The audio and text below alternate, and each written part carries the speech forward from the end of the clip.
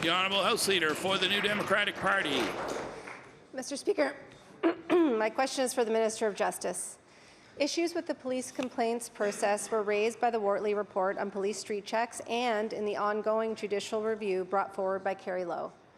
When the government agreed to change the Police Act regulations to align the HRP time limit for complaints with that of the RCMP, they missed the opportunity to add the important principle of discoverability. There are many reasons why an individual may not be immediately aware of failures or negligence in the handling of the police investigation. If we want a fully accountable police complaints process, the time limit must start from the time when an individual became aware of the issue that is the subject of their complaint. Mr. Speaker, will the minister agree to further amend the Police Act regulations to include the principle of discoverability? The Honourable Minister of Justice. Thank you, Mr. Speaker. I thank my colleague for the question. In these circumstances, Mr. Speaker, my colleague would know that we have changed the Police Act to ensure that the time frame associated to municipal police officers is aligned with that of the RCMP, a period of 12 months, Mr. Speaker.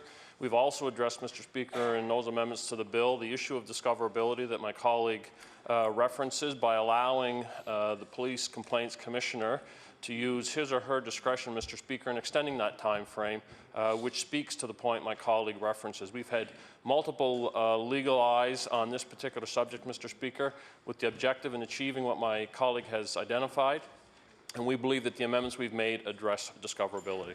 The Honourable House Leader for the New Democratic Party. Thank you, Mr. Speaker, and I thank the minister for that answer.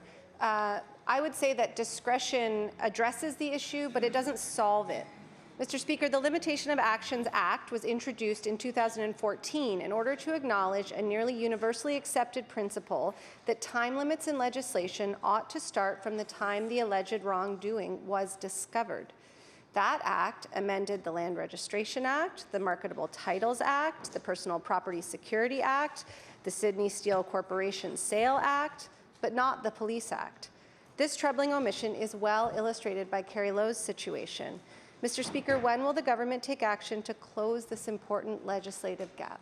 The Honourable Minister of Justice. Thank you, Mr. Speaker. As I indicated earlier, in the assessment of our amendments to the Police Act, we had significant legal expertise review the Act, review the proposed amendments, Mr. Speaker, and we believe, based on the flexibility that the Police Complaints Commissioner has, that the issue of discoverability is addressed in the most recent amendments.